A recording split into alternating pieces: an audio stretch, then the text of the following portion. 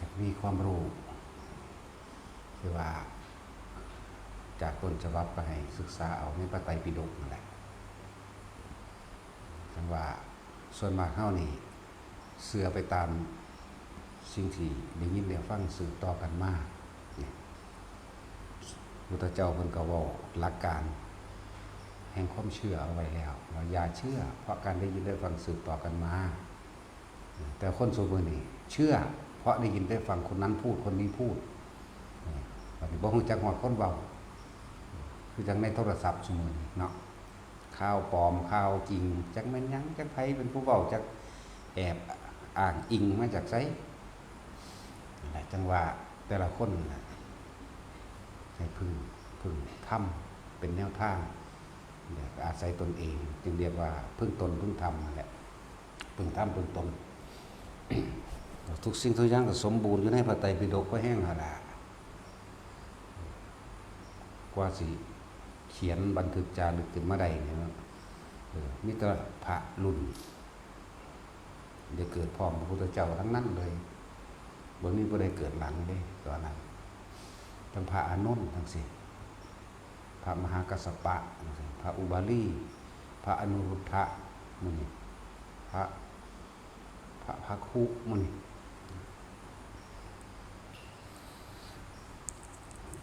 หลังจากพุทธเจ้าปรินิพพานไปแล้ว3 เดือน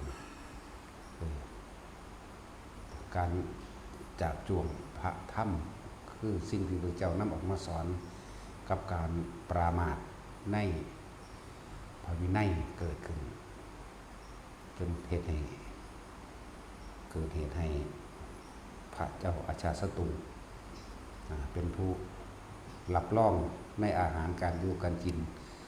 ตลอดทั้งหมู่พระสงฆ์อีกเป็นหมื่นๆที่ได้เข้าไปอยู่ในธรรมสัตตบรรณคู่หานั่นก็500ที่พระกัสสปะเป็นผู้เลือกในการเลือกนี่บ่แม่นนั่นเลือกโดยความเห็นของเพิ่นเฉพาะองค์ผู้เดียวเด้เฉพาะองค์เพิ่นผู้เดียวเด้จะมีพระอนุรุทธะนำพระอนุรุทธะเนี่ยเป็นผู้เลิศทางตาทิพย์เป็นผู้เลิศทางรู้วาระจิตหรือรู้อย่างหลายๆอย่างนั่นแหละก่อนสิคัดเลือก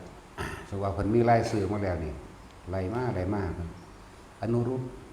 อันนี้บรรลุปฏิสัมภิทาบ่โอ้บรรลุแล้วอันนี้องค์นี้เขาเจ้าเลือกคัดสรรกันคือหยังเลยเหลือไว้แต่องค์เดียวในเมืองสุดท้ายคือพระอานนท์ขาดพระอานนท์บ่ได้เพราะพระอานนท์เป็นผู้ที่ติดตามพระเจ้าตลอด25 พรรษาเหมือนกับเงาตามโตเลยนะแม้นถ้ำที่พระพุทธเจ้าแสดงไว้ก่อนหน้านั้นเวลาพระอานนท์ขอให้เว้าให้ฟังแน่ถ้ำบทนี้แสดงอยู่ไสไผเป็นประจักษ์พยานพระพุทธเจ้าก็แสดงซ้ำเฉพาะกับพระอานนท์ฟังเด้เหมือนกันกับคอมพิวเตอร์พุ่นล่ะ บันทึกได้เบิดดี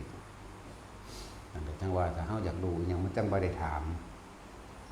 อีกอย่างหนึ่งก็ถ้าคนที่แตกฉานในพระไตรปิฎกแม่มันก็สิได้เรียกว่าเกาะพระสูตรเอาไว้เกาะหลักการใหญ่เอาไว้หลักใหญ่เอาไว้คือหลักแห่งพระไตรปิฎกนี่แหละว่าอย่าพึ่งเชื่อเพราะการได้ยินได้ฟังอย่าพึ่งเชื่อเพราะว่าประเภทนี้สืบต่อกันมาอย่าพึ่งเชื่อเพราะกระทำตามกันมาประเภทนี้ก็คือทำเป็นหมู่บ้านหรือเป็นประเทศส่วนสืบต่อกันมาคือระหว่างคน2 คนเห็นผู้นั้นเฮ็ดก็เลยเฮ็ดตามกันอย่าเชื่อเพราะว่าบุคคลผู้นั้นสมควรเชื่อจังซี่อย่าเชื่อเพราะว่าเหตุผลตันกะดนเดาเอาโดยตนเองจังซี่ส่วนมากมันจะไปตัวนี้เด้เนาะอันนึงเนาะ ซั่นแล้วอย่าเชื่อเพราะว่าบุคคลผู้นั้นสมควรเชื่อว่าเป็นครูของเธอบ่ล่ะ นั่นว่าเป็นธรรมดาล่ะเฮามันเกิดที่หลังมันก็ต้องอาศัยพระไตรปิฎกนั่นล่ะจริงหรือปลอมผิดหรือถูกเฮาก็ปฏิบัติเอาตัวบัดปฏิบัติเห็นแล้วเชื่อหรือบ่เชื่อก็สร้างแล้วบัดปฏิบัติเห็นแล้วความเชื่อกับความจริงมันจึงต่างกันพระอุบาลีเ เป็นผู้ชำนาญในเรียกว่าไอ้สังฆาทิเศษ13เพราะว่าเพิ่นเป็นต้นฉบับเพิ่นก่อกวนยิ่งกว่าหมู่อีกเพิ่นเฮ็ดให้เกิดสังฆาทิเศษถึง8ข้อนะนั่นแหละกับพระสุทินเรียกว่าอะไรพระสุทินก็เป็นคือกันนั่นแหละ2องค์นี่ก็เข้ามาสรุปโดยเหตุการณ์เบิ่งแล้วเพิ่นเฮ็ดนี่เพื่อสิให้เกิดกฎระเบียบและข้อห้ามต่างๆเนี่ยสิ่งใดควรบ่ควรความจริงเพิ่นจงใจและเจตนาแต่ว่าโดยภายในของเพิ่นบ่เป็นจังซั่นได้บ่เข้าใจคำว่าเจตนาเฮ็ดบ่จังซี่คือเพิ่นมีหญิงไม้คนหนึ่งเมื่อฟังธรรมพระอุบาลีแล้วเข้าใจดีก็เลยอยากถวายของก็บ่มีแนวของถวายหยังก็เลยว่าถวายโตนั่นแหละเรียกว่าล่ะมานอนนำความหมายเพิ่นแต่หญิงอันนั้นก็มานอนมาอีหลีแก้เสื้อผ้าออกอาซาให้เบิ่งเพิ่นย่างรอบๆแล้วก็ต้มไล่จุ้ยนะต้มไล่ใส่หีจักว่าล่ะก็เป็นเหตุให้พระพุทธเจ้าไปบัญญัติไว้ว่าเป็นอันนี้เป็นอันนั้นนะเพิ่นเกิดมาเพื่อสิ่งนี้พระอุบาลีจังซี่แหละแต่ว่ามันไม่หลายอย่างเนี่ยบัดนี้ผู้ใดเป็นผู้ตรวจสอบว่าจริงหรือบ่จริงเป็นผู้ระลึก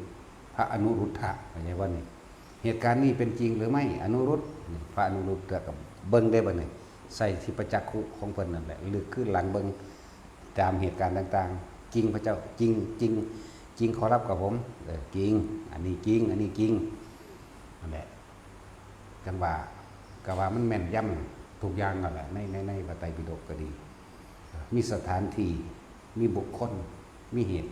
ทุกอย่างมีเหตุอ้างมันบ่กล่าวถึงว่าเทศอยู่เมืองนั้นบุคคลผู้นั้นเป็นพยานบุคคลผู้นั้นฟังเมืองนั้นเขานี่ประเทศนั้นประเทศนี้เห็นบ่ทำนั่น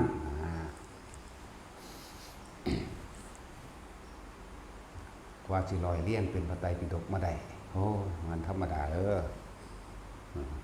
แต่พระอรหันต์สมัยนั้นนี่แต่พระอรหันต์แบบ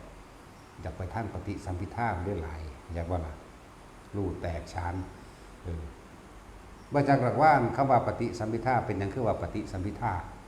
เนาะแท็กซี่สุขวิปัสสกะเป็นแบบไหนพ่อเข้าใจว่านี่แท็กซี่มึงเข้าใจอยู่บ่วีซ่า3อยากงงแน่อภิญญา6งงไปอีกปฏิสัมภิทานักกว่าเก่าอภิญญา6แสดงฤทธิ์ดำดินบินบนนั้นมีได้นี่แต่ว่าปฏิสัมภิทาเนี่ยเพิ่มจากเนรุตติปฏิสัมภิทารู้ที่ก่อกำเนิดแห่งอักขระภาษาจากบ่ภาษานี้เป็นภาษาของพื้นเมืองชนเผ่านี้อย่างบ่ล่ะฮู้จักต้นกำเนิดแห่งภาษาเขามาเทียบเขาสว่าเขามาเทียบว่าสมมุติว่าผู้เขานั่นตะกี้บ่มีชื่อนั่นว่าคิดจะกูดจังซี่นะก็เลยฮู้ว่าโอ้ชาวเมืองนั้นไปเอิ้นว่ามันเป็นภูเขาคล้ายกับหัวแล้งเลยเอิ้นคิดจะกูดนี่คือรู้จักที่มาจากบ่นี่ติเริ่มคำศัพท์ปฏิภาณปฏิสัมภิทาการตอบโต้ปฏิภาณไหวพริบในธรรมะเร็วจากบ่รู้ภาษาสัตว์ทุกชนิดเรียกว่าแหละปฏิสัมภิทาอย่างสั้นแล้วก็แต่สารไม่ยังละอีกอันนึง4อย่างที่มันเลยจากอภิญญา6เข้าใจบ่นี่4อย่างอย่างสั้นจังว่าสิ่งทั้งหลายเหล่านี้นั่นพวกเข้าอย่าเพิ่งเชื่ออย่างว่าแต่ว่าให้ปฏิบัติเอาแต่ยากเลยเนาะแต่ยากคือคนระลึกชาติได้นี่อาศัยทำอันใดเหมือนว่าซั่นอาศัยอันใดเป็นบาดฐานเป็นพื้นฐานอาศัยชาติใดเฮ็ดแบบใดจังซี่นะระลึกชาติในอดีตมั่งหรือรู้อนาคตสังสยานมั่งหรือปัจจุบันสังสยานมั่งจังซี่หรือเจโตปริยญาณมั่งรู้ความคิดผู้อื่นมื้อนี่แหละรู้ความคิดเจ้าของแล้วก็รู้ความคิดผู้อื่นมื้อนี่แหละนั่นแหละแสดงฤทธิ์ต่างๆเหาะไปในอากาศลงไปตามน้ำ ดำดินหรือทะลุไปตามภูเขาล่องหนหายตัวพวกนี้นั่นแหละจริงๆมันก็มีในพุทธศาสนานี่แหละแต่ว่ามันมีมาก่อนนั้นซะด้วยซ้ำเด้บ่แม่นว่าหากก็มามีในพุทธศาสนาเด้ฤาษีชีไพสมัยก่อนพุทธเจ้าเฮาสิอุบัติขึ้นเขาเจ้าก็ได้อภิญญาหาเบิดจักว่าคำว่าอภิญญาหกคืออาสวะขยะยานรู้สิ้นเท่าท่านอารมณ์ของหมดความเกี่ยวข้องและผูกพันจากว่าอาสวะบ่ของเกี่ยวกับสิ่งใดอีกแล้วบ่มีอารมณ์นะครับอาสวะอันนี้นั่นแหละเลยเป็นหกเลยเป็นอวิญญาหกเลยอวิญญาหกไปเลยเป็นปฏิสัมภิทาที่นี่มันก็น่าเชื่อถือใดหรือบ่ได้นะครับพอตอนที่เพิ่นพากันเข้ามานี่พระมหากัสสปะเถระเจ้าเป็นพระผู้ใหญ่กว่าหมู่อายุพรรษาตลอดทั้งความน่าเคารพนับถือเป็นผู้ถือข้องผ่าพุทธเจ้าได้แต่เพียงผู้เดียวเท่านั้นเด้ผู้อื่นบ่ได้เด้ทั้งสั้นแล้วคุณธรรมของเพิ่นนั่นแต่มันเพิ่นบ่ตัดเข้ามาการเป็นสาวกเป็นผู้เลิศทางนี้เพิ่นก็สิได้เป็นพระปัจเจกเข้าใจว่าไดทั้งสั้นแล้วพระอนุรุทธะก็มีทิพจักขุตรวจสอบผิดถูกโดยภายหลังคือเกิดเรียกว่า กอเบิ่งเทปขึ้นหลังนะคนตะกี้สุจักกอบ่ปุ๊บกอเบิ่งเทปขึ้นหลังลี่ขึ้นหลังเอานี่สมัยใหม่มาจักหน่อยคือมันนี่เขาเอิ้นหยังเสิร์ชเบิ่งเนาะจังซี่แหล้วเสิร์ชเบิ่งที่บันทึกไว้เนี่ยนะความจริงหรือบ่จริงนะนั่นแหละมันก็น่าอยากมีความรู้ก็อ่านเอานั่นแหละเพิ่นสิมีเนยยะขอเปรียบขอเทียบผลได้ผลเสียผลหยังก็ว่าไปพระอุบาลี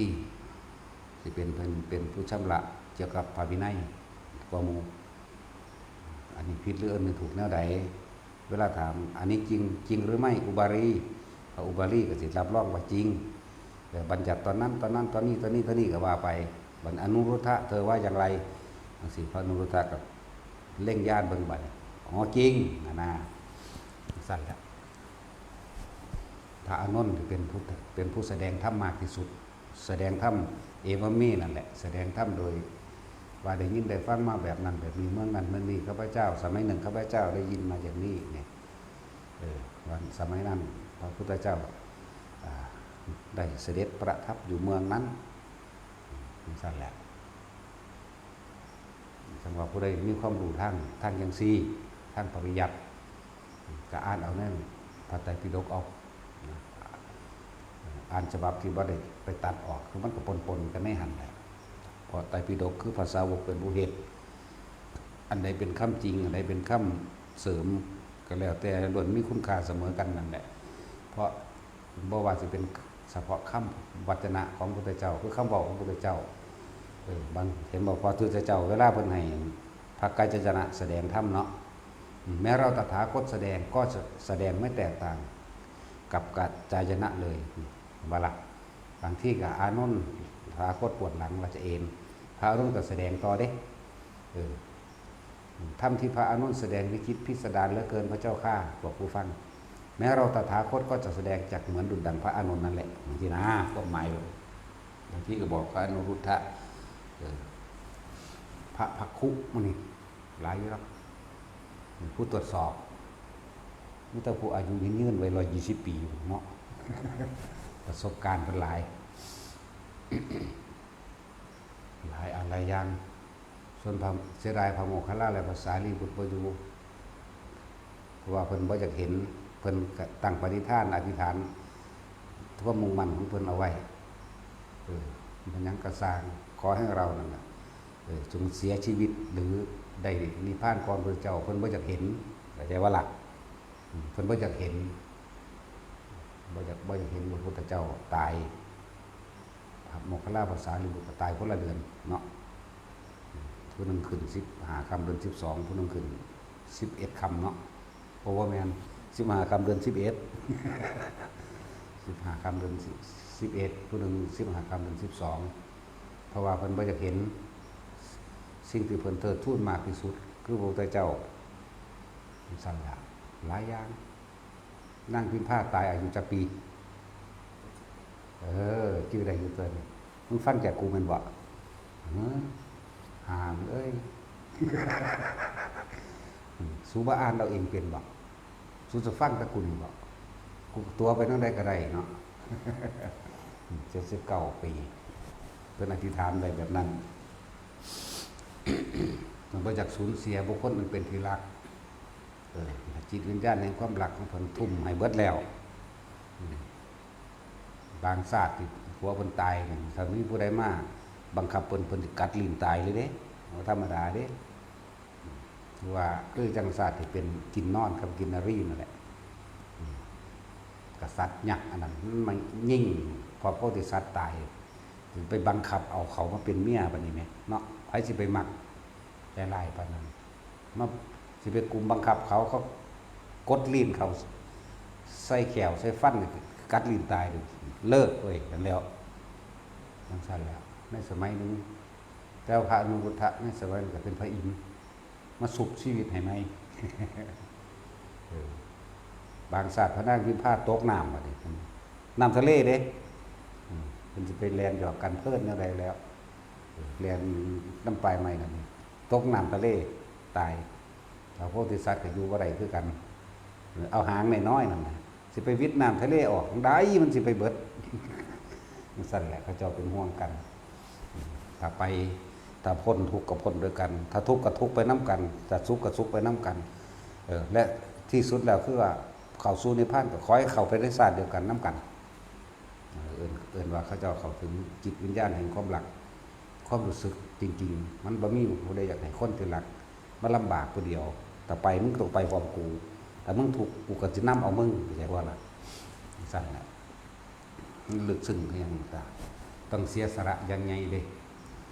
พุทธศาสนานี่สร้างมาด้วยความรักใคร่จากความรักใคร่ตัดความใคร่ออกเหลือแต่ความรักจากความรักตัดออกเป็นเหลือแต่เมตตาอย่างว่านี้นั่นแหละเป็นสั้นเพิ่นพยายามทำทุกอย่างก็บ่แม่นว่าเพิ่นสิบังคับครองไว้จะสนองตัณหาเจ้าของเด้แต่ก็ต้องอาศัยตัณหาอะไรว่าล่ะอาศัยความรักของใครเคลื่อนโปร่งเล่าลองนั่นแหละเนาะพลังแห่งรักใครมันมีพลังบางอย่างทำให้คุณทำอะไรก็ได้ทุกอย่างเนี่ยก็แต่สิ่งว่าให้เป็นคนดีอย่างที่ใครไม่เคยเห็นก็ได้เห็นบ่ให้เป็นคนเลวอย่างที่ไม่เคยเป็นก็ได้เห็นบ่ว่าสัตว์ฆ่าคนก็ได้เด้ฆ่าสัตว์ก็ได้ลักของก็ได้ปล้นจี้ฆ่าข่มเหงได้เบิดเนาะไปฆ่าคนที่รักก็ได้เด้มันบ่แม่นถ้าฆ่าคนที่รักนี่มันเป็นความใคร่อยากหรือมานะทิฏฐิตลอดทั้งความเป็นเจ้าของเรียกว่าส่วนเพิ่นบ่ได้เป็นเจ้าของแต่ว่าเพิ่นสิประคองเอาไว้เพื่อให้ไปถึงจุดหมายเดียวกันเรื่องราวมันละเอียดลึกซึ้งคือยังไงกว่าสิสำเร็จพระโพธิญาณใดกว่าสิสมบูรณ์เบิดทั้งพระองค์เองกับครูบารมีเองกับผู้สิอธิษฐานเป็นลูกกับพระสาวกสายขวาอีกพระอุปถากอีกและอสิติมหาสาวกเลิศแต่ละอย่างแต่ละอันกันอีกแล้วก็สาวกติดตามหรือ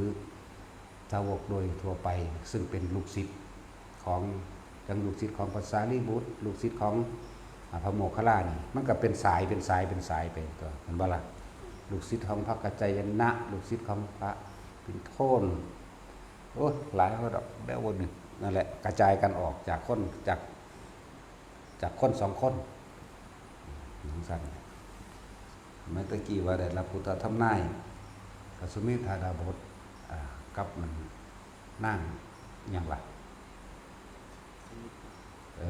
สุมิตราให้กูถามเลยนะไว้จะคนแต่ถามเลยกูกันได้ดิกูได้บอกมึงฟัง มึงฟังน้ำกูนี่บ่แต่ตอบว่าได้กูกันได้นักก็เก่าอีกปัญหาท่านแล้วเขาต้องมีความรู้ประดับเป็นของตนในเด้อบ่แม่นสิขอให้ฟังแต่ผู้เดียวบางที่ก็แสดงความเห็นส่วนตัวมีต่างหากบ่ให้ไปถือเป็นหลัก หลักหลักกลางกลางบ่แม่นแบบนั้นหลักกลางกลางที่ถือเอาได้คือพระไตรปิฎกนะที่หลักเอามายืนยันก็ยืนยันโดยพระไตรปิฎกแหละแต่ว่าบ่แม่นว่ายืนยันโดยความเห็นส่วนตัวยืนยันเป็นกลางกลางยืนยันบ่แม่นยืนยันเพื่อเอาชนะเข้าใจว่านี่คืออ่านเหมือนกันกับพระอานนท์นะข้าพเจ้าได้ยินได้ฟังมาอย่างนี้เอวามีสุตังนั่นแหละทั้งสั้นแล้ว จริงหรือบ่จริงไม่รู้ แต่ว่าเพิ่นบอกว่าเพิ่นได้ฟังจังซี่เด้นั่นแหละแต่ว่าผู้จดธรรมะผู้แรกเลยแม่นไผพระเจ้าพิมพิสารจดหัวใจมันเลยนะเรียกว่าโพธิปักขิยธรรม37อย่าง37หมวด37อาการพร้อมกับคำอธิบายขยายความเฮ็ดเป็นแผ่นทองขยายลงมาแต่ละอันเป็นแถวเป็นแถวเป็นแผ่นทองแผ่นใหญ่ๆเด้บ่แม่นแผ่นน้อยๆคือเขามาเฮ็ดตะกุดซุมื้อเด้แผ่นบักใหญ่แล้วก็เขียนนี่สติปัฏฐาน4พร้อมคำอธิบายสัมมาปัฏฐาน4นี่อิทธิบาท4อินทรีย์5พละ5โพชฌงค์7มรรค8อธิบายลงมาทั้งสี่นั่นคือผู้โจทย์ผู้แรกแต่ว่าพระท่านได้เอิ้นว่าพระไตรปิฎกแปลว่าจดบทธรรมคำสอนพระพุทธเจ้าเพื่อสิให้เป็นของขวัญวันเกิดกับสหายเพิ่นอยู่ในเมืองหยังละปัญจารนครหยังนี่ละไกลๆพุ่นละทางนี้ได้อ่านแล้วก็เกิดความรู้สึกและเข้าใจเดินทางมาหาหมู่นี่ก็พาเข้าพบพระพุทธเจ้าเขาพระพุทธเจ้าเทศนาอริยสัจสี่แล้วบรรลุบวชซ้ำทั้งนั้นแหละคือเขาเจ้าเข้าใจหลักการที่เป็นกลางในวันนี้นั่นแหละแล้วก็จะสำเร็จเป็นพระไตรปิฎกได้แล้วเราจึงคงพระไตรปิฎกอันเดิมมันไว้คงไว้บ่ต้องเอาหยังไปเพิ่มเขาบ่ต้องไปเอาหยังออกอยู่จังสั่นเหมือนพระวินัยนั่นแหละคือเฮาบอกอยู่แล้วว่าบ่ต้องไปตั้งกฎกติกากันใหม่ขึ้นมาอีกเอาคงเดิมเฮ็ดตามพระวินัยโลดส่วนการงานในสถานที่บัดเฮานี่ก็อันใดมันมีก็แค่ว่าเอิ้นกันบ่ไปแล้วก็แล้วอย่าว่าให้กันคนดีเขาบ่ตีไผหรอกอยากบ่บ่แม่นพระไม้กวาดพระไม้กวาดอวดอ้างว่าเจ้าของดีเด้เฮ็ดดีแล้วไปตำหนิผู้อื่นมันสิดีอยู่บ่เอามันซั่นแล้วเอาไปมาไปตำหนิฮอดภาษาลีบุตรตำหนิไปตำหนิมาตำหนิพระอานนท์อีกนั่นแล้วพระอานนท์ก็แนะนำให้คนดีที่ไหนไปหา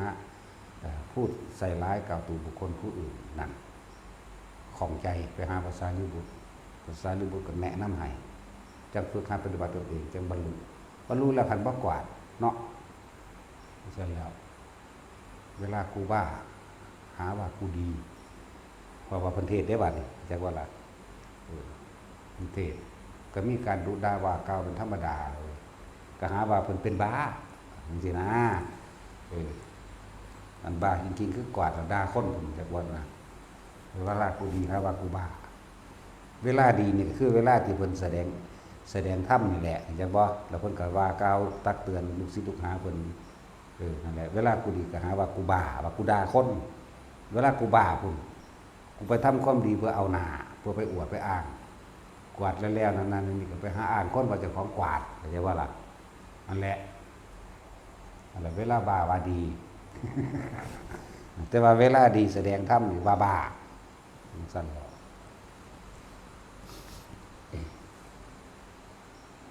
ว่าเขาเจ้าสิจดบันทึกจารึกนะโอ้ยมันธรรมดาคือยังอาการวัตตาสูตรจังสินี่สมัยการครั้งหนึ่งที่พระพุทธเจ้ากับพระสารีบุตรพระโมคคัลลาพระอนุรุทธะพระอานนท์เห็นว่าสารีปุตโตโมคคัลลาโนมหิติโกที่พวกเขาสมพองกันอยู่เอวามีสุตังเอกังสาวมันยังพระกวานี่เนาะนี่มีไผในละลืมแล้วอานันโทอนุรุตโธสารีปุตโตโมคคัลลาโนนี่4องค์เห็นว่านั่นแหละสมัยหนึ่งพระสารีบุตรเพิ่นตรวจสอบคือเพิ่นเบิ่งในสังสารวัฏอันหมู่สัตว์ทั้งหลายผ่านมาแล้วส่วนมากก็คือเป็นดุจดังว่าผมจะบอกว่าพระสารีบุตรเพิ่นระลึก 1อสงไขยแสนมหากัปพุ่นเด้ระลึกเบิ่งแล้วเกิดความเมตตาสงสารหมู่สัตว์ทั้งหลายเฮ็ดจังไดน้อเฮ็ดให้สัตว์ทั้งหลายได้พ้นภัยมั่งแต่ว่าเป็นการปฏิบัติอันบ่ยากก็เลยถามแสดงอยู่ไสล่ะเทื่อนึงแสดงอยู่กรุงกบิลพัสเที่ยวนึงแล้วก็มาแสดงอยู่อิหยังราชพฤกษ์บ่เที่ยวนึงนะภาษาลิบุตรถามเพิ่นได้ตรวจเบิ่งหมู่สรรพสัตว์ทั้งหลายแล้วเป็นดุจดังว่าพระตถาคตเจ้าได้เพิ่นแสดงมาแล้วว่าสัตว์ทั้งหลายตายแล้วนี่ก็ว่าจะเป็นมนุษย์เทวดาอินพรหมทั้งหลายส่วนมากตายแล้วลงสู่อบายภูมินี่ทำอันใดมั่งพระเจ้าข้าที่จักป้องกันเพื่อไม่ให้สัตว์ทั้งหลายตกสู่ในภูมิที่ต่ำเพิ่นก็เลยแสดงอาการวัตตาสูตรคือความเป็นมาของการบำเพ็ญเพียรของพระโพธิสัตว์คุณพุทธเจ้าเฮานี่แหละจังว่าเพิ่นก็แสดงบัดนี้เขาเจ้ามาเฮ็ดพระไตรปิฎกพระกัสสปะจะเป็นผู้ถามอานนท์ได้ยินข่าวว่าได้ยินว่าพระศาสดาได้แสดงธรรมอาการวัตตาสูตรว่าด้วยเรื่องคุณของหรือการบำเพ็ญเพียรของพระโพธิสัตว์เจ้าทั้งหลายจนสำเร็จสัมมาสัมโพธิญาณได้แสดงที่ไหนนะพระอานนท์ก็เลยเว้าอะไรเห็นบ่นะไอ้ว่ามีสุตตังเอกังสังยังภควาราชกะเหเห็นบ่ราชกะเหวิมหติคิจกูเตปะพะเตเตนะโกปนะสัมเยนะสัพพสัตตานังพุทธกุโนธรรมกุโนสังฆกุโนอายัสสมาอานันโทอนุรุโตสารีปุตโตโมคารโนมิหิติโกมหานุภาเวนะสัตตานังเอตตะโวจะว่าทั้งสี่ล่ะวันนี้อนุรุทธะเธอมีความเห็นเช่นไรพระอนุรุทธะกับพับเดียวนึงเด้บ่แม่นว่าสิไปนั่งซึ่งลึงรับตาเด้เว้าพัวไปเลยเด้ของเพิ่นคล่องอยู่แล้วแหมบ่แม่นเดี๋ยวไปเข้าฌานก่อนบ่แม่นแบบนั้นเด้เข้าอยู่แล้วอีจังกันล่ะโอ้เป็นจริงเช่นนั้นนั่นท่านก็จดไปนั่นแหละผู้ตรวจสอบQC บ่ก็เอิ้นพระอนุรุทธะจะเป็นผู้ตรวจสอบเพราะเพิ่นทิพจักขุญาณเพิ่นแจ่มใสกว่าโมนะเพิ่นระลึกขึ้นหลังเบิ่งปุ๊บเลยโอ้เป็นเช่นนั้นบัดนี้พระอนุนบอกบ่ผิดจักคำเด้จะมันชื่อได้คักแน่น่ะจังว่าบุคคลผู้ใดปรารถนาที่จะพ้นจากทุกข์ก็พึงระลึกนึกถึงคุณของพระพุทธเจ้าเถิดว่าคือจังพวกเฮาสวดอยู่เดียวนี้มีอานิสงส์ป้องกันจากวันป้องกันเด็กที่พวกเข้าสวดกันอยู่ในอาการวัตตาสูตรจักไม่ไปสู่อบายภูมิถึง36กับเป็นตะทองบ่แต่ผู้ใดท่องไม่ได้แต่ว่ามีใจเคารพนอบน้อมและเคารพนับถือพึงตั้งจิตฟังด้วยความเคารพเถิดมีอานิสงส์อีกเหมือนกันในวันนี้ท่องบ่ได้แต่ว่าตั้งใจฟังแม้นสิบ่รู้ภาษากะสร้างแต่ว่ามีความเชื่อแบบตัวเองว่ามั่นใจทั้งว่าพวกเข้าขยันมาสวดมนต์ไว้แน่สวดท่องไว้แต่อานิสงส์ของการที่ว่าพวกเข้าสวดนี่มันก็ไปถึงกับพ่อกับแม่เฮาเลยเป็นอันดับหนึ่งจังหวัดนี้พ่อแม่ในศาสตร์ปัจจุบันนี้ส่วนเพิ่นสิรับหรือบ่รับก็เรื่องของเพิ่นต่างหากเข้าใจบ่นี่เหมือนกันกับคนบ่ทันตายนี่เด้สมมุติว่าเฮามาวัดนี่เฮาเอาขนมมาจากวัดเอาพอกินกูไปกินดอกนั่นคือเราจะบ่โมทนาเข้าใจว่านี่เหมือนกันกับคนนี่แหละพวกตายไปแล้วก็ดีแต่ว่าเอาได้อีหยังมาจากวัดมันกูกินแน่ข้าวคนบาปจังซี่นั่นคืออนุโมทนาเข้าใจบ่นี่ได้รับขึ้นอยู่แต่ว่าบาดนี้ตายไปแล้วเฮ็ดจังได๋ก็เอานั่นบ่แท็กซี่ของมันดิ้นรนหาเอาส่วนผลบุญผลทานกุศลกรรมดีไหมตายไปแล้วเฮ็ดจังได๋ก็เอาจังซั่นแล้วจึงบอกให้ทุกคนขยันพากันสวดขยันพากันการสวดมนต์บ่แม่นสวดเอาขลังบ่แม่นสวดเพื่อสิได้สิ่งนั้นสิ่งนี้เด้บ่ได้สวดขอร้องอ้อนวอนเพื่อให้สำเร็จนั่นนี่บ่แม่นการสวดสาธยายคำสอนของพระพุทธเจ้าเป็นการสืบธรรมคำสอนด้วยนึงแต่มันเป็นภาษาบาลีเข้าใจบ่ล่ะ มันเป็นภาษาเก่าภาษาบาคตนั่นแหละบัดนี้พวกตายไปแล้วเนี่ยมันแปลออกกันแล้วกันหน้ามันเป็นภาษาใจแล้วเดี๋ยววันนี้บอกว่าทุกคนมาขยันมั่นสวดเอาแน่แนวหนึ่งบ่ได้เฮาก็เฮ็ดแนวหนึ่งเข้าใจบ่นี่อันแนวนี้มันเฮ็ดง่ายเด้ล่ะเนาะเหมือนกันกับทานแล้วมันก็เฮ็ดง่ายสวดมนต์มันก็เฮ็ดง่ายนะส่วนถ้าภาวนามันเฮ็ดยากอยู่ดินะก็ค่อยฝึกฝนไปบ่ได้อันนึงก็ได้อันนึงก็จังอาการวัตตาสูตรมีอานิสงส์บ่ตกไปสู่อบายภูมิไปสันนรกสุรกายตลอดทั้งเดรัจฉานถึง36กับนั่นแหละระลึกเอาถ้าในคณะใจเฮาสิขาดเฮาไประลึกถึงแบบนี้มันไปสวรรค์เลยเด้มันคิดแล้วจักนึงก็สิมีผู้เตือนเองดอกตัวเตือนนี่ระวังดีๆเด้ออันเนาะมันจะเป็นคือธรรมิกะอุบาสกว่าคุณพ่อมาอยู่กับหนูบ่ธรรมดาคุณพ่อเด้ความจริงคุณพี่ว้ายขาวอวบอันปานนี่กูก็ไปแมงคือกันแล้วเนาะตาสินไปว่าเจ้าลืมฮิปโปเลยแล้ววันอสุภะอื่นๆแท็กซี่ก็ลืมเนาะแท็กซี่มันอองตองอยู่เด้แอวก็คิ้วๆสะโพกก็บักใหญ่บานเพ้อๆก้นก็บ่ย่อนนมก็บ่ย่านอีกกูก็เอาเพราะกูได้กูก็ดีกูเอาหน่อยได้กูเอาบักหลายกูล้าน800,000ได้กูยังสิพอใจแต่พวกงามๆเลยคือว่าตั้งใจอยู่กับลมหายใจเข้านี่เนาะบัดนี้ตายตัดสินเจ้าชื่อไว้ดีๆเด้อโอ้ยหลวงพ่อว่าอยู่กับลมหายใจว่างจากสิ่งที่มีบัดมันวาบมาคุณพี่มาอยู่กับหนูข่อยว่ามันได้ปิ้วไปก่อนเลยลืมเบิดแล้วอันหลวงพ่อว่ามันแนวนั้นดีๆเด้หน้าท้องกับแบนเรียบเด้บ่ได้อูดหูดคือพวกนี้เด้บ่ได้คือของพวกนี้เด้ฮิปโปนั่นจักสิคือหยังถังบ่หรือหยัง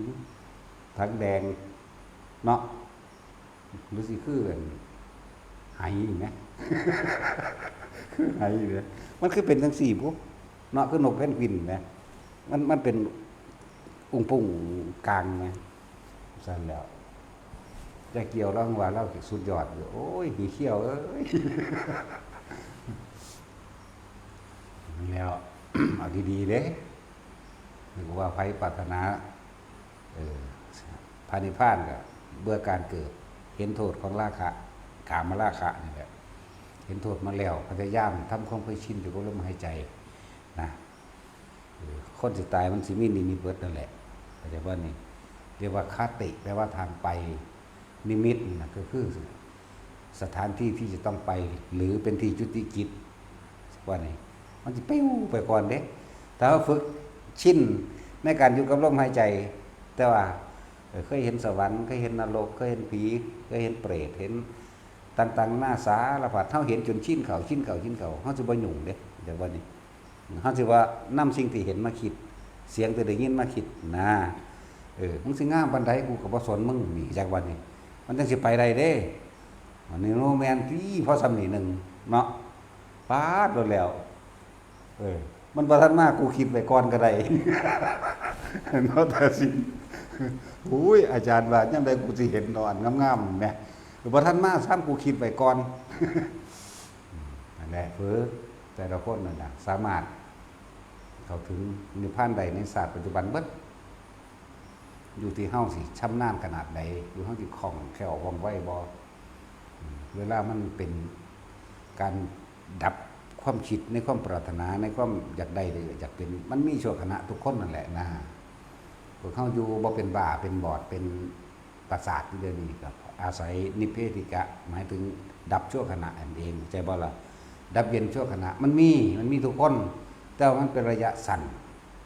แม้ขนาดเศษเสี้ยววินาทีมันก็มีคุณค่าแล้วแต่มันมีอยู่แต่ว่ามันบ่ยาวซื่อๆแต่พวกเข้ามาฝึกเพื่อให้มันเกิดความต่อเนื่องยาวนานโดยเวลานะครับไม่แต่ผู้ใดได้จักมือละชั่วโมงนึงแบบบ้ามันเบาวิวอยู่บนมือได้สว่างจะคลายลงได้เนาะ 2 ชั่วโมง 3 ชั่วโมง 4 5 6 7 8ไล่ไปเลยจนว่าเป็นอาการิโกบ่จำกัดการบ่จำกัดเวลาเป็นอยู่ชั้นนั้นบ่มีอดีตบ่มีอนาคตแม้กระทั่งปัจจุบันก็บ่มีวันนี้มันธรรมดาบ่นั่นแหละพระอรหันต์ก็เป็นสั่นแล้วก็บ่หวั่นไหวกับคำบอกคำจาบ่หวั่นไหวกับความสุขความทุกข์บ่หวั่นไหวความใดมาแล้วเสียไว้คำว่าบ่หวั่นไหวนี่คือมันบ่ยึดถือมันบ่สะเทือนใจ มันบ่อยากได้เลยอยากเป็นมันเองใช่ป่ะล่ะเฮ็ดไปเรื่อยก็มันเอาตัวนี้เด้มารอเป็นตัวสุดท้ายบ่ธรรมดาเด้พวกนิมิตสำหรับประเภทมีนิมิตเด้อที่แรกโตสิเฮ็ดให้เฮาเป็นผู้บ่มีสติหรือสมาธิบ่ตั้งมั่นพอนี่สิเอานั้นเป็นตาย่านซะก่อนมาเฮ็ดจากบัดนี้สิเอาสิแสดงภาพเป็นผีเปรตแสดงภาพเป็นอสุรกายแสดงภาพเป็นสัตว์นรกแสดงต่างๆอันเกิดจากความคิดของเฮาเองที่เฮาสร้างสมไว้ล่ะจากบัดนี้จิตนี่มันร่วมทุกสรรพสิ่งที่เฮาเฮ็ดมาไว้อยู่แล้วแต่ว่าบัดนี้มันสิแสดงภาพขึ้นมาส่วนมากสิแสดงแนวเร็วๆเด้ก่อนอย่าบ่คนที่เขาเริ่มเข้าถึงความสงบแล้วมันสิเป็นมันสิบ่ทันความคิดแต่มันอยากบังคับความคิด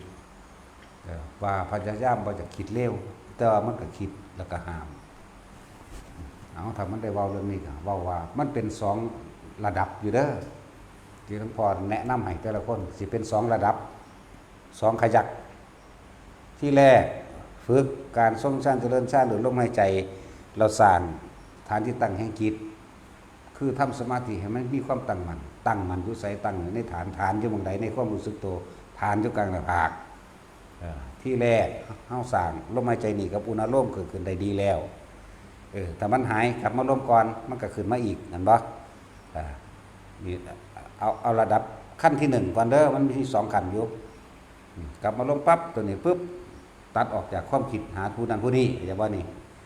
จิตมันกลับมาร่วมอยู่นี่มาทำความรู้สึกอยู่ในลมหายใจกับอุณโลมนี่ต่อมาเฮาบ่ได้จับลมแต่ว่าอุณโลมเกิดขึ้นเลยถ้ามันมีความคิดแวกออกไปดึงกลับมาก่อนคิดออกไปแล้วดึงกลับมาอีกคิดออกไปดึงกลับมาอีกคือพยายามควบคุมให้สมถะมันเต็มที่อย่าว่านี่ให้มันสงบสำรวมให้มันบ่คิดนั่นแหละนี่เป็น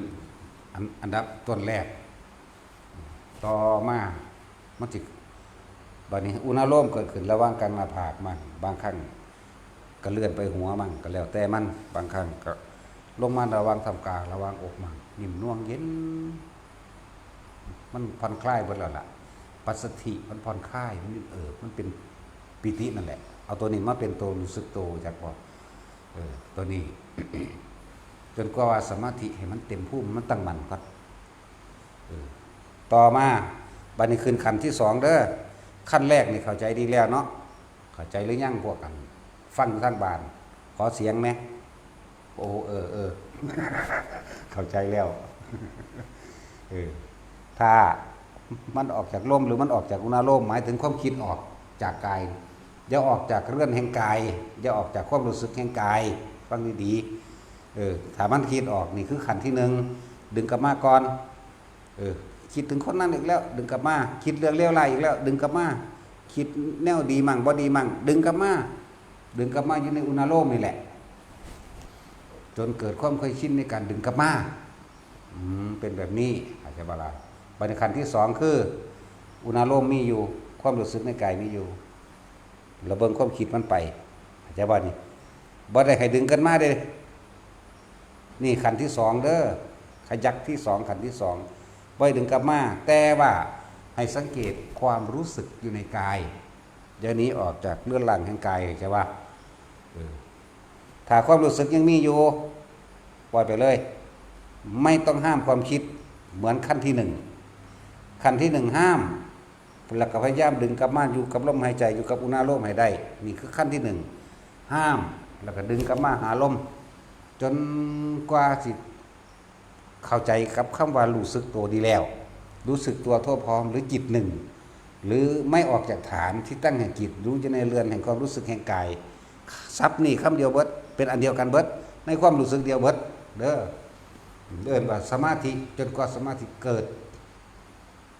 ว่าเต็มภูมิก็ว่าสมาธิเต็มภูมิจิตตั้งมั่นเต็มที่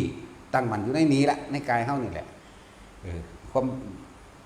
วามตั้งมั่นอยู่ในนี้บัดนี้ความคิดไปปล่อยเลยแต่ความรู้สึกยังมีอยู่เข้าใจบ่ล่ะบัดนี้อันนี้มันสิความรู้สึกมันจะไปเป็นชั่วโมง2ชั่วโมง3ชั่วโมงแต่ว่าให้เฮาสังเกตความรู้สึกอยู่ในกายเข้าใจว่านี่เฮาสังเกตอยู่นี่ถ้าตัวนี้หายเมื่อไหร่นี่ค่อยดึงกลับขึ้นมาเข้าใจว่านั่นแหละบัดนี้ความคิดนั้นจะถูกรู้เฮาสิเห็นมันคิดไม่ใช่เราคิดถ้าเฮาคิดเฮาสิไปเกิดอารมณ์กับสิ่งที่คิดเข้าใจว่านี่ตะกี้เฮาสิเกิดอารมณ์กับสิ่งที่คิดเนาะเขาได้คิดถึงผู้นั้นผู้นี้เป็นตาสร้างใครกูเห็นจังสั่นซะ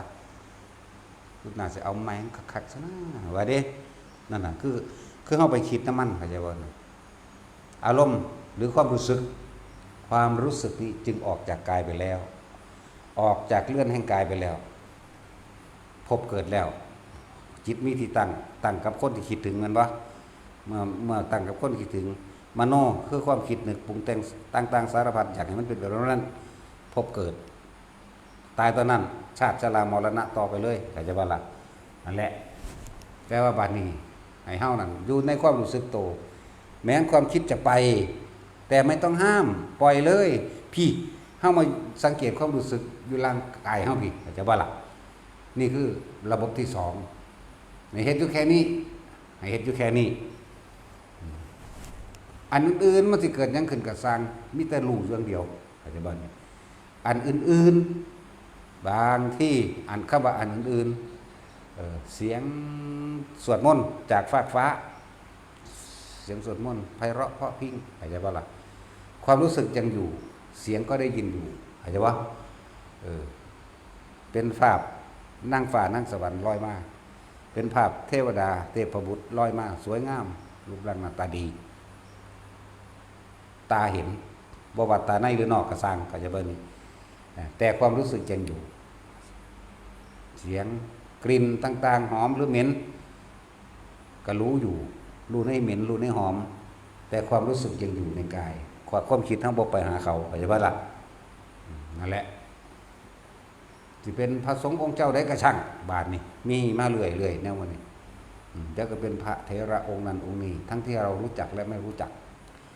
ที่เฮาฮู้จักเฮาเคยเคารพนับถือเพิ่นก็ปรากฏขึ้นเพราะว่าเฮาฝังไว้ในจิตเฮาคือจังเฮาเห็นหลวงตามาสอนธรรมจังซี่ปึ๊บเฮาก็ฟังซื่อๆเข้าใจว่านี่บ่ต้องคิดตามเด้ฟังซื่อๆเด้จังเอามาระลึกภายหลังในขณะปัจจุบันนั้นที่มันเกิดจากบ่นี้ฟังเฉยๆอย่าโต้เถียงอย่าตอบคำถามกันฟังโดดมันแสดงไปแม้กระทั่งพระพุทธเจ้าองค์นั้นนั่นแหละความรู้สึกต้องอยู่ในกายตลอดเป็นยังคือให้เฮ็ดสมาธิลืมตาเพราะว่ามันสิเลื่อมเข้าไปแบบสมาธิหลับตานํนะบัดนี้ทั้งหลับตาและลืมตาเลยเสมอกันเป็นยังคือมื่นตาเฮาเฮ็ดมื่นตานี่เฮาเอาความรู้สึกไว้อยู่ในกายเฮานี่เนาะฝุ่นหมากัดกันเงงางดินไงกึบเฮาก็เห็นอยู่หมากัดกันเงงางเนาะแต่ความรู้สึกเฮายังอยู่นี่เพราะว่าเฮาบ่ไปขีดกัดกับหมาเข้าใจบ่ล่ะบาดนี่ยกตัวอย่างอันนึงว่ารถแล่นไปสีเขียวสีเหลืองสีแดงก็แล้วแต่นี่เฮาก็เห็นอยู่แต่ว่าเฮาบ่คิดไปกับรถว่าความรู้สึกยังเหมือนเดิมนี่คือตานอกๆเห็นอยู่นี่ต้นไม้ต้นนั้นต้นนี้ต้นดูต้นแดงก็ฮู้จักซื้อมันเบิดนั่นแหละเนาะแต่ว่าเฮาบ่คิดตำหนิมันว่ามันงามหรือว่ามันสิหลายเบิ่งเขียวเหลืองแดงไปธรรมดานะกลิ่นหอมหรือเหม็นก็ช่างคือเฮาไปตลาดหมู่พระเฮาไปบิณฑบาตตลาดทั้งเตี้ยกะอายน้ำออกจากท่อระบายทั้งเหลือกๆเห็นบ่น่ะอึ๊บขึ้นมาใส่ดังเฮาก็บ่คิดแต่ว่าเฮาฮู้อยู่กินมันบึ๊บขึ้นมาใส่ดังสินะเฮาบ่คิดเฮ้ยเหม็นสกปรกหรือเฮาอยากหลีกเลี่ยงบ่ไปเลยอย่าว่าล่ะรถนั้นรถนี้บีบแกปิ๊กเป๊กปากๆวงๆเว้งๆล่ะสารพัดแต่ความรู้สึกเฮายังอยู่ในกายบีบแกเฮาก็งอกเบิ่งอยู่แต่ความรู้สึกอยู่นี่ เข้าใจว่าล่ะเข้าไปในตลาดควนกึบปิ้งไก่ปิ้งปลาปิ้งเป็ดเนาะหอยแข้งแมลงภู่กี้หอยปูปลามีหมดเสียงด่ากันเสียงเว้าพื้นกันเยอะแยะเฮาก็หึงยินอยู่เฮาก็ฮู้ได้ว่าเขาด่ามันบ่ล่ะเฮาก็ฮู้อยู่ว่านั่นนี่แต่ความรู้สึกยังอยู่ในกายนี่นั่นแหละนี่คือพูดถึงเรื่องภายนอกบัดนี้นอกกับในก็บ่ต่างกันเด้บัดนี้สมมุติว่าเฮาไปอยู่ในมองอันที่มันสัพพยะหมายถึงอยู่ผู้เดียวบัดนี้อยู่ผู้เดียวบัดนี้สิ่งที่มันปรากฏขึ้นอาจจะเป็นนั่งทำความรู้สึกอยู่ในกายนี่แหละคุณไปเห็นเปรตยางไปยางมา2 ตัว 3 ตัวบ่ล่ะยางไปยางมาเฮาก็เห็นอยู่ว่าเขายางเฮาก็เห็นอยู่ว่าเขาตีอกทุกตัวเฮาก็เห็นอยู่ว่าเขาฉีกเนื้อตัวเองกินมั่งเฮาก็เห็นอยู่ว่าเขานั่งกินมูดกินขูดมั่งแต่ว่าเฮาบ่คิดนี่แหละจึงบอกว่านอกกับในให้มันได้เสมอกันพอทุกคนใส่ชีวิตแบบมื่นตาหลายกว่ารับตาเห็นบ่นอกกับในเลยเสมอกันคำว่าปล่อยวางนะเฮาสิเข้าใจดอกปล่อยวางคือไม่นำเข้ามาคิดถ้ายังคิดอยู่ไม่ใช่ปล่อยใช่ว่าล่ะคิดนี่มันต้องมีอารมณ์เด้เฮาคิดกับมันอย่างว่าเฮาก็ต้องไปมีอารมณ์พอใจกับบ่พอใจพบเลยเกิดก็อาศัยนิมิตตัวนั้นที่เห็นใช่ว่าละบาดนี่บ้าฟังสรุปว่าเข้าใจก็ไปตายซะละเว้ยเนาะไปตายซะถ้าอยู่โดนหลายมันสิสะสมบาปหลายขึ้นโพดไปใส่เวรกรรมก่อนตั้งคืนมาเป็นคนใหม่มันสิพ่อบ่ล่ะแบบนี้ยันบ่พ่ออยู่เด้เนาะแค่นี้นึงสิบ่ฟังเข้าใจบ่หลักการแค่นี้เนาะจังซั่นล่ะบ่ว่านอกบ่ว่าในเลยเสมอกันนั่นแหละพวกอันสมาธิเรียกว่ากำลังตั้งมั่นคณิกะสมาธิคือตั้งมั่นแล้วแต่ว่าเป็นชั่วขณะหนึ่งแต่ว่าบ่อาจสามารถทนทานความคิดใดเลยเอ่นว่าบ่อาจสามารถผ่านอุปจาระคืออุปสรรคที่เกิดขึ้นโดยเฉพาะความคิดของเจ้าของเด้คนเฮาส่วนมากที่สั่งสมความเลวเพื่อนเว้าเรื่องหลวงพี่ใดวะหลวงพี่เจมส์บ่หลวงพี่เจมส์มันสิตอนมันไปธุดงค์นั่นจิตมันก็ตั้งมั่นดีแล้วเด้แต่ว่ามันบ่ทันความคิดซื่อๆจักบ่ล่ะตั้งมั่นถึงขั้นว่าโล่แบบวังเวงวังเวงคือจนบ่เห็นความคิดเกิดพุ่นเด้จักเอิ้นว่าวังเวงวกเวงรู้โหวะ แบบวังเวงบ่คิดหยังนะนั่นแหละความรู้สึกในโตก็มีเหมือนกันวังเวงแต่ว่านี้มันมาบ่ทันความคิดมันเองขอส่วนมากมันสิอันนี้แหละที่บอกว่าเขาสิเอาแนวเร็วๆขึ้นมาคิดก่อนเขาใดกับเขาเจ้าของนั่นแหละม่านใดกับม่านแห่งเจ้าของเองม่านแห่งความคิดเจ้าของเองม่านผู้มีฤทธิ์ที่สุดเลยมีอิทธิพลต่อเฮาเองคือความคิดของเฮาเองเด้เพราะว่ามันสั่งสมแต่แนวเร็วๆมาเนี่ยความคิดแรกคือมันสิตำหนิครูบาอาจารย์สั่งรังเกียจบ่ม่วนอันนั้นอันนี้มีเบิดเด้นั่นแหละเฮ็ดอิหยังก็สั่งมันสินำตำหนิตลอดบ่ว่าแต่ครูบาอาจารย์อยู่นี่หมู่พวกเพื่อนฝูงมันก็ตำหนิไปเบิดอิหยังก็บ่ดีจักอย่างเด้บัดนี้ตำหนิออกไปนอกหาหลวงปู่หลวงตาธรรมดาบ่ตำหนิออกไปเบิดฮอดว่าเว้ยบ่มีจริงดอกสวรรค์นรกไปเลยได้บัดนี้นั่นแหละมันสิเอาตัวนี้เข้ามาเป็นเครื่องทดสอบรุนแรงก่อนก็เลยว่า มันบ่ทันความคิดมันไปคิดน้ำมันเฮ็ดหยังก็ปล่อยมันคิดให้จับความรู้สึกในโตบ่ต้องให้ห้ามเด้ถ้าฮอดบักนี้แล้วความรู้สึกในโตมีอยู่แล้วแต่ว่าปัญญามันบ่ทันจากวันนี้มันบ่ทันอภิสังขารมานอภิแปลว่าใหญ่มานแปลว่าผู้ฆ่าความดีมันบ่ทันความคิดเจ้าของมันเลยพยายามสิห้ามเรียกว่ามึงคือคิดเท่านี้นะแต่ว่าลืมความรู้สึกปัจจุบันนี้ความรู้สึกนี่หายแล้วความรู้สึกอันในตัวเองนี่ไหม นิ่มนวงในตัวเองเห็นไหมนิ่มนวงหรือเย็นก็ว่าไปในตัวเองนี่แหละมันลืมไปแล้วพูนมันไปใส่ความรู้สึกบ่พอใจกับความคิดมันบางที่มันก็พอใจกับความคิดมันเด้ทั้งนั้นแหละเป็นทุกข์ได้บัดนี้เพราะว่าหยังมันบ่ทันความคิดมันเลยเป็นทุกข์กับสิ่งที่มันคิดมันมาจากปรามาสดอกแต่ว่าความคิดตัวนี้มันขึ้นมาเองแล้วมันสิบังคับคุมบ่ให้คิดแต่ว่าล่ะลืมคำว่ารู้สึกโตถ้ารู้สึกโตอยู่นี่หน้าผากน่วงๆอยู่นี่หัวนุ่มราบนี่ก็สร้างหน้าอกเย็น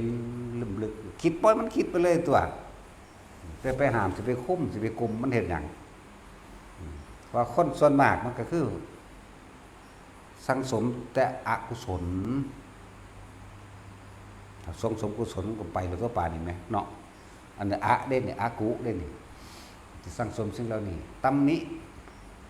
ไปเลยวันนี้จังบอกเทคนิคของมันถ้ายังมีความรู้สึกโตอยู่มันคิดก็ปล่อยมันคิดจะไปคิดน้ำมันนะไปคิดน้ำมันความรู้สึกเจ้าของออกแล้วพอใจและไม่พอใจนี่เป็นสั่นเกิดเราได้น่ะแต่เป็นพอใจบ่พอใจก็เป็นทุกข์ล่ะอารมณ์เกิดอารมณ์คือตัวภพอารมณ์ความรู้สึกแห่งความพอใจและไม่พอใจนั่นแหละภพเกิดเพราะอาศัยนิมิตตัวใดจิตมีที่ตั้งตัวใด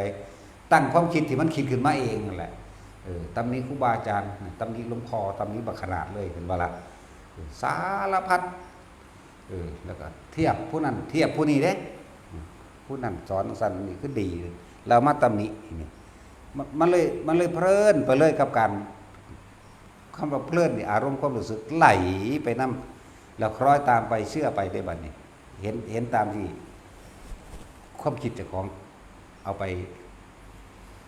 คิดนั่นแหละแล้วเป็นความรู้สึกที่บ่ดีเป็นทุกข์ได้บัดนี้เนาะทุกข์บ่อยากให้มันคิดกับทุกข์เพราะว่าตำนี้จนเพลินไปกระทุกข์เนี่ยนั่นแหละจังว่า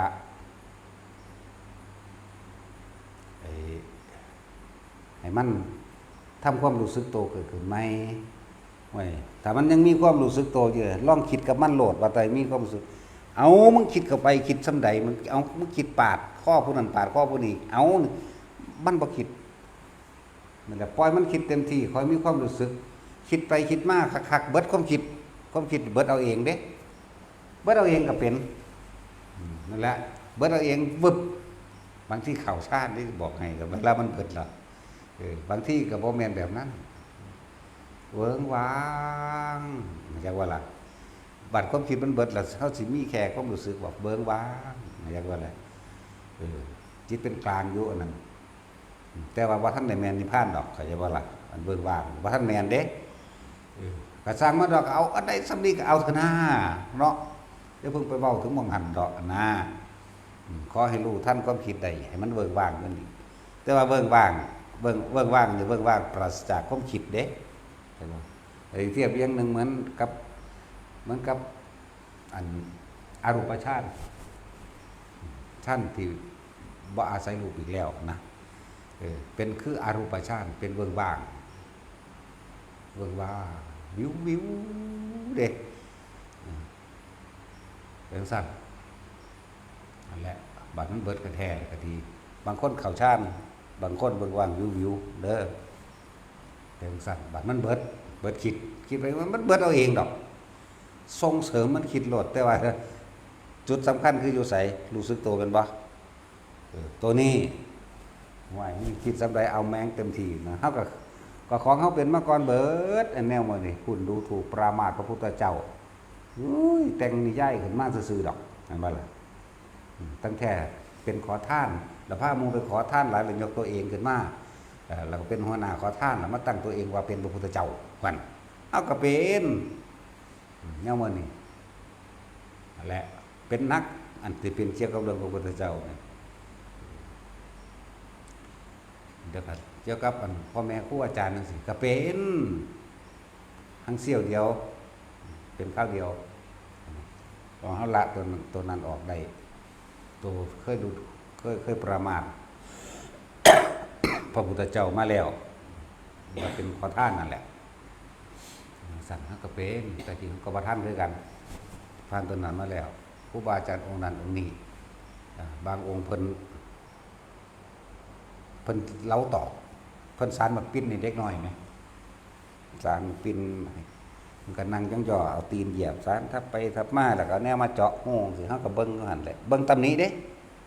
ก็เบิ่งบ่นั่นเบิ่งคือใกล้ดอกอยู่ข้างกำแพงยืนเบิ่งอยู่หั่นตำหนิแล้วก็ปั้น เข้าเดียวกับบ่อันนั้นหมุนบ่ดี เจ้าเล็กซี่มาจี้มันหมุนดีกับซุปใส่เป่าบัดนี้เอาปากเจ้าของเป่าฟู่อยู่ทั้งเฮากับตำหนิอยู่ตลอดเด้ เขาคือว่าพระองค์นี่เป็นอรหันต์บ่มาเฮ็ดบ่ซั่นนี่เห็นบ่ล่ะจั่นแหละ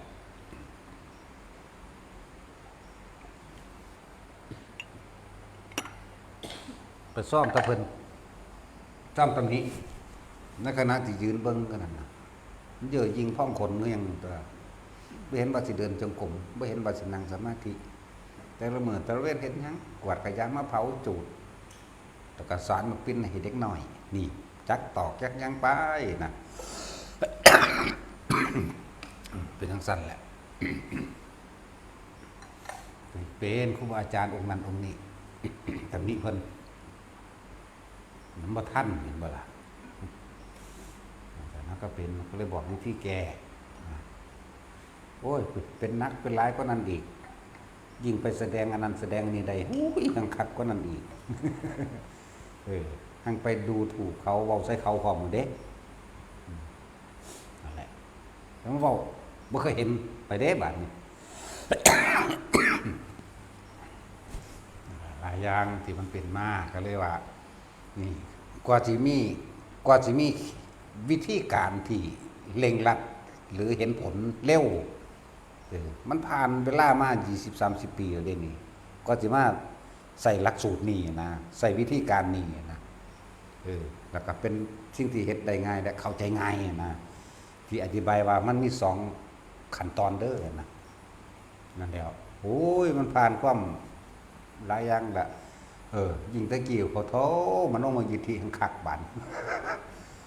บวกกันกับเจ้าของก็ได้กับสินอยู่แล้วไปบักใหญ่เด้ถึงธรรมดาบ่บวกกันกับแนวนี้อีกว่านี่เฮ็ดได้เบิดนั่นแหละไปเบิ่งสวรรค์ไปเบิ่งพระบาดาลไปภูเขาคันธมาศ เมืองลับแลพญานาคนั่นน่ะสารพัดย่างออกจากตัวเลยเด้บ่แม่นเป็นนั่งนึกเอาเด้อคนละแบบกันเด้อแล้วนั่นเป็นวิธีการฝึกโดยการจับพระกับอย่างหนึงดอกเคิงกำลังบ่แม่นเต็มกำลังอาศัยนึกคิดจินตนาการไปซะก่อนเป็นภาพที่ติดตานึกเมื่อไหร่เห็นเมื่อนั้นแม้นไม่นึกก็จงเห็นได้พุ่นล่ะพวกนั้นภาพแล้วนั้นทั้งสิแสดงเองเด้อันนี้ไปเอาเองเลยเด้จับกันไปเอาเองเลยไปย่างออกจากโตก็ได้เพราะว่าถ้าย่างออกจากโตแล้วไปเบิดโตก็ไปได้เลยนี่ตะกี้นี่ไปบ่ได้เราเฮ็ดบ่ได้ ลืมเบิดแล้วนั่นแหละตะกี้หั่งกว่านี้ เรียกว่าเป็นธรรมดาความคิดบ่ดีสิขึ้นก่อนเหมือนกันครับเวลาเฮาสิเข้าป่ามื้อใดนึงเฮาสิคิดย่านผีไว้ก่อนบ่แท็กซี่นั่นแหละคือความคิดบ่ดีสิออกหน้าทันทีเลยความคิดที่ทำลายตัวเองนั่นแหละความคิดที่เฮ็ดให้เฮาย่านความคิดที่เฮ็ดให้เฮาบ่กล้าจักว่าล่ะถ้าไปเนี่ยอุ้ยเขาคือว่าอยู่หั่นมีผีนั่นแต่คนบ่ย่านผีก็ว่าแต่ฝนตกมาได้กูสิเฮ็ดจังไดนั่นความคิดบ่ดีขึ้นก่อนโลดขวางโลดถ้าฝนตกเฮ็ดจังไดถ้าน้ำเบิดเฮ็ดจังไดกูสิกินข้าวไสกูบินบาตไสกูสิหากาแฟทางใดนอซุมื้อนี้มีเน็ตบ่นอ มีสัญญาณบ่นอเด้ซุมื้อนี้เนาะมื้อใดบ่มีสัญญาณบ่ไปว่าล่ะธรรมดาบ่ดีมันเลยบ่ไปเพราะว่ามันติดอันหยังติดโทรศัพท์นั่นแหละก็เลยมาเทียบว่านั่นคือความคิดสิ่งที่มันบ่ดีเป็นอกุศลมันสิขึ้นมาขวางเฮาก่อนนี่ขึ้นมาแบบนี้บ่ได้ว่าแต่เรื่องแค่ประมาทถ้านานทั้งสิเข้าป่านั้นนึกหลับทางกับของไปแล้ว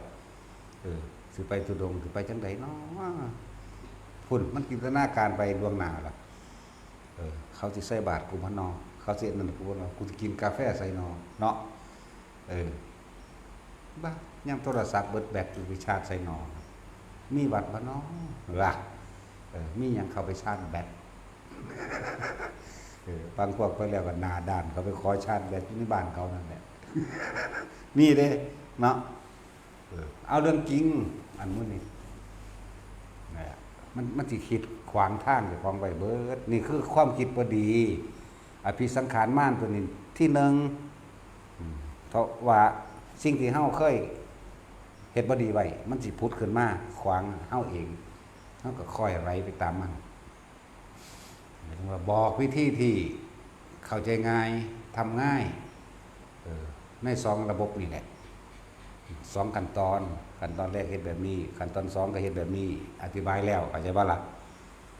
ผู้ใดบ่เข้าใจก็เปิดฟังอีกเทื่อนึงตัวเปิดฟังโอ้ยอธิบายง่ายๆนึงเนาะบ่แม่นแนวยากเลยแต่เฮาเฮ็ดมานี่มันมีแต่ต้นเดายากบ่ฟังความคนอีกเด้อันใดกูบ่เห็นบ่ฮู้เองกูคือสิเชื่อไผเป็นเด้เห็นบ่ล่ะซั่นแล้วขนาดคำพระพุทธเจ้าว่าระลึกชาติหรือมีหูทิพตาทิพย์บ่ได้เชื่อจังเม็ดเด้นั่นน่ะบ่แม่นดอกโลดบ่ได้แต่ว่าก็บ่ไปเว้าให้ไผดอกในใจเจ้าของคือเฮาต้องเห็นด้วยตัวเองเด้เฮาจึงยอมแนวนี้มันเลยเนิ่นช้าเสียเวลาแต่ว่าพวกเฮานี่หาวิธีเอาง่ายๆโลดเด้อง่ายๆทำงานไปนำปฏิบัติธรรมไปนำการปฏิบัติธรรมกับการทำงานก็เดียวกันโลดอย่างน้อยๆมันเฮาบ่ถึงไสก็ช่างเถอะเฮายังมีเครื่องอยู่ของเฮาเองเป็นวิหารธรรมเป็นเรือนแห่งใจเป็นหนทางสิไปข้างหน้าอย่างน้อยคนทรงชาติเจริญชาตินี่ก็บ่ต่ำกว่าพรหมดอกเข้าใจบ่ล่ะบ่ต่ำกว่าพรหมดอกไปเรื่อยๆแต่บ่ได้ตอนนี้อาจจะได้ตอนกำลังสิสิ้นใจตายก็ได้แต่สิ้นใจตายไปแล้วมันไปสู่พรหมโลกบางที่ได้ยินพระพุทธเจ้าองค์ใดองค์หนึ่งแสดงธรรมก็มีพระสงฆ์ผู้มีฤทธิ์มีเดชขึ้นไปแสดงก็มีแม่นบ่ขึ้นไปซึ่งก็ใส่หูฟังเอาอยู่เดี๋ยวนี้ก็ได้ตัวแม่นบ่ล่ะเอาหูฟังมันก็หูยินมาเบิดนั่นแหละมันก็เป็นไปตามย่านของไผของมันความสามารถบุญบารมีไผมันอยู่แล้วเนาะจังซั่นแล้วบ่ได้ตอนนี้ก็ได้ตอนหน้าบ่คือพวกตกไปเลยเด้พวกตกไปเลยที่จักยามใดมันสิโผล่ขึ้นมาคือเว้าเรื่องอันทหารนักการเมืองทั้งหลายนั่นน่ะได้ขึ้นมาเป็นคนเทเดียวชาติเดียวอายุ80ปีจังซี่เนาะไปตกนรกอยู่เท่าใดแสนปีแสนชาติล้านชาติจังซี่แหมมันคุ้มกันอยู่บ่ซั่นเกิดมาเป็นคนเทเดียวแล้วมาทำสารเลวไผรับกับเจ้าของนั่นแหละรับมึงสิไปไสชาติเดียวนี่80ปีหรือ100ปีเนาะแต่ว่ากลับไปใส่ในนรกอยู่เป็นอสงไขยโอ้ธรรมดาอยู่แนวมันนั่นแหละจังว่าถ้าอยากมีความรู้ก็ให้พวกเฮาอ่านเอาในพระไตรปิฎกจังบ่ได้ถามไผแต่ซุมื้อมันสิคร้านแล้วฟังเบิ่งซ่อมเบิ่งนี่มันหลุ่นเลยแล้วบ่มันแล้วตะกี้เฮาโอ้มันว่างบ่ได้เด้มันเข้าไปในอารมณ์เด้โอ้ยมันว่างบ่ได้อ่านไปนำมันไปนำหม่องตำนี้กับตำนี้ไปพร้อมอ่านไปพร้อมเด้2รอบ3รอบ4รอบโดยเฉพาะของสอธรรมภาคดีนี่เป็น10รอบอันอื่นๆบ่หลายรอบบ่มันว่ะเขาตัดออกของอันจุฬาจังซี่เขาก็ตัดออกนะของมักกุฏ80เด่นจังซี่เขาก็ตัดออกคือส่วนหนึ่งจุฬาตัดออกหลายกว่าอันเป็นนะบัดนี้เฮาอ่านฉบับที่มันบรรยายเบิดดอกเฮาก็เลยเข้าใจว่าอันนี้เป็นแบบนี้เนี่ยมันก็ของมันเองนั่นแหละแล้วก็มาในที่ต่างๆอีกเด้บ่ได้แม่นแค่นี้เด้ในที่ว่าบางที่เฮาก็บ่ได้เว้าในพระไตรปิฎกแต่ว่ามาในที่การจดจารึกหรือที่เขาเจ้าพื้นบ้านนะมาในพื้นบ้านของแต่ละประเทศแต่ละสถานที่นะบางที่บางองค์เพิ่นก็จดของเพิ่นเองไว้เอง มันก็อาจสิตกค้างไว้คือพระปุรานันทะนี่เราบ่ได้ถูกเชิญเข้าไปในหมู่แล้วก็เลยบ่เอาอันตามหมู่อย่างบ่ล่ะผมบ่ฟังเทรวาทผมจะเอาตามผมนั่นมันเลยเป็นมหานิกายวัฏพุนนั่นแหละเริ่มแบ่งออกเป็น2อันเทรวาทฟังจากพระผู้ใหญ่เอาตามพระผู้ใหญ่เรื่องเทรวาทจักว่าวาทไปวางใดวาทไปว่าคำเบาอย่าบ่ล่ะวาทะแม่นั่นแหละก็วาทะไปว่าหยังซั่นคำเบาตัวอันนี้บ่ได้เชิญกูสั่งกูน้อยใจกูจะเอาตามกูพวกถึงเชิญก็หลายกว่าเนาะก็เป็นหมื่นๆแสนๆเนาะก็เลยไปจังซั่นล่ะจังแตกไปอีกเป็นร้อยๆอันเหมือนบัดนี้จังยังเป็นหยังดอกแต่ก็สร้างเถอะก็บ่ได้ถือว่าศาสนาเสื่อมบ่ได้ดอกมันเจ้าสิเลวกันได้ก็สร้างแต่ว่าเจ้าแสดงธรรมได้คนที่เขานำไปปฏิบัติเขาเห็นผลเขาแน่นั่นก็เป็นความจริงอยู่คือเก่าเนาะนั่นแหละทั้งว่าแต่เฮาสิถือก็ถือเอาพระไตรปิฎกนั่นแหละเป็นแกนเป็นตัวตัดสินยังก็ดีส่วนประสบการณ์ก็จังฟังเอาตามครูบาอาจารย์เพราะว่าถ้าสิไปเว้าเรื่องนิมิตสิไปเว้าเรื่องอารมณ์ความรู้สึกแต่ละองค์นั่นหูยมันสิบ่เท่าได้ล้านพระธรรมขันธ์บ่เนาะมันตัวบ่เบิดมันหลายแต่ขณะนั้นก็ยังมีอยู่นี่ล่ะมีอยู่เด้พระเจ้ายังมียกเป็นตัวอย่างอยู่หรือพระบางองค์น่ะก็หลงมัวเมาในนิมิตแต่เข้าสู่ความว่างเหมือนจังหวะเนี่ยเป็นอาการเบิ่งว่าง